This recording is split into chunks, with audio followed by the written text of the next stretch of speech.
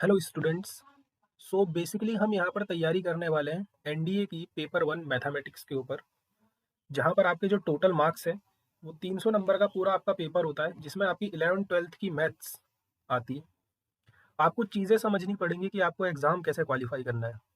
ये ज़रूरी नहीं है आपको सारी चीज़ें पढ़नी है। कुछ बच्चों के लिए कुछ टॉपिक्स हार्ड होते हैं, किन्हीं के लिए कुछ टॉपिक्स ईजी होते हैं। हमें सबसे पहले अपने सिलेबस को समझना पड़ेगा, पेपर का पैटर्न समझना पड़ेगा कि एग्जामिनर पूछ क्या रहा है आपसे, किन टॉपिक्स से कितने क्वेश्चंस पूछ रहा है, आपका सेफ जोन कहाँ तक है और सेफ जोन के बाद आगे आपको कितनी और तैयारी करनी, क्योंकि नेगेटिव मार्किंग आप नहीं चाहते हो अपने एग्जाम में। सो 300 नंबर का आपका पेपर होगा, जिसमें टोटल नंबर ऑफ क्वेश्चंस 120 होंगे।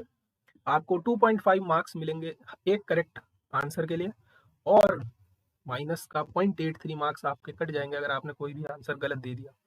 2.5 घंटे बहुत होते हैं, बहुत होते हैं 120 क्वेश्चंस के लिए। कौन कह रहा है आपसे आप पूरे 120 क्वेश्चंस अटेम्प्ट करो? बस आपको नेगेटिव मार्किंग नहीं करनी है, ये आपको सबसे पहले अपने माइंड में चीज़ रखनी है।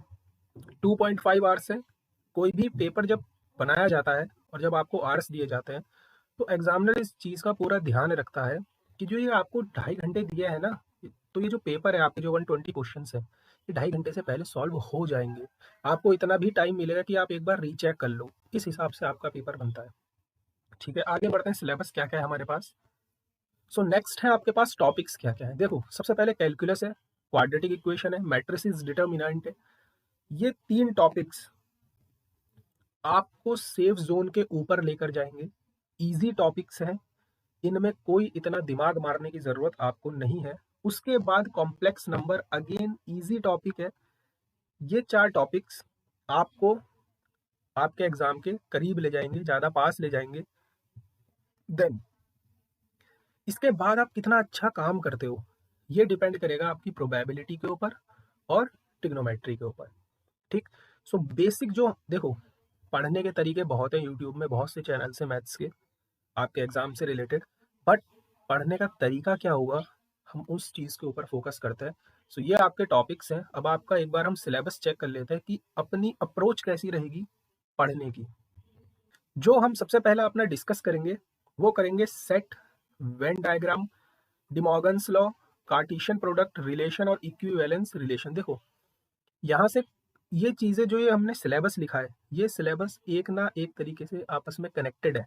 आप ऐसा नहीं कर सकते कि आपने सेट रिलेशन फंक्शन पढ़ लिया उसके बाद आप सीधा कॉम्प्लेक्स नंबर पर आ गए, एंड कॉम्प्लेक्स नंबर के बाद आप पढ़ रहे हो कि रियल वैल्यूड फंक्शंस क्या होते हैं। भाई, जब आपको सेट रिलेशन फंक्शन पता होगा तभी तो आप limit, continuity, domain, range, one to one, onto functions, derivatives, इन सब चीज़ों को समझोगे।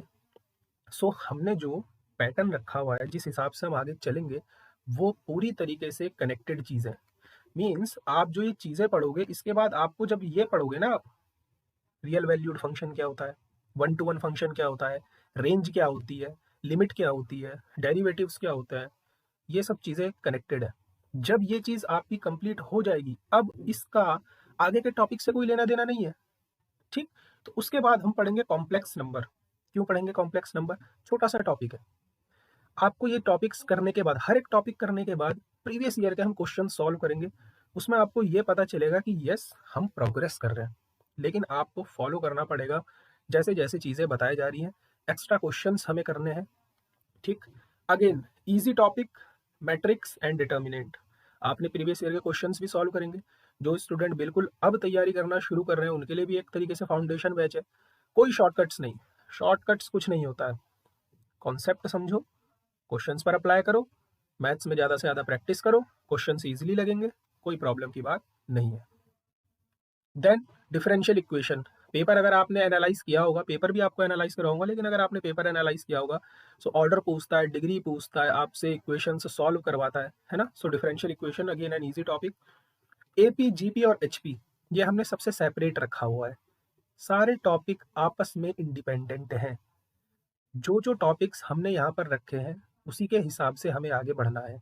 ऐसा नहीं करना है कि एक टॉपिक के बाद हम लास्ट के टॉपिक में कभी हम वेक्टर पढ़ें, कभी हम मैट्रिसेस पढ़ें, ऐसा नहीं करना है। आप भी कंफर्टेबल रहो, ताकि आप जब प्रीवियस ईयर के क्वेश्चंस देखो तो आपके अंदर कॉन्फिडेंस आ जाए कि यस, मैं ये क्वेश्चन कर सकता हूँ। देन अब आप एक चीज समझो, जैसे ही आप वेक्टर पढ़ोगे, सो वेक्टर के बाद आपको तुरंत 3D पढ़नी पड़ेगी। ठीक, क्योंकि वेक्टर और 3D का बिल्कुल कनेक्शन है, सीधा-सीधा कनेक्शन है। तो जब तक आपको वेक्टर समझ में नहीं आएगी, तब तक आपको 3D समझ में नहीं आएगी।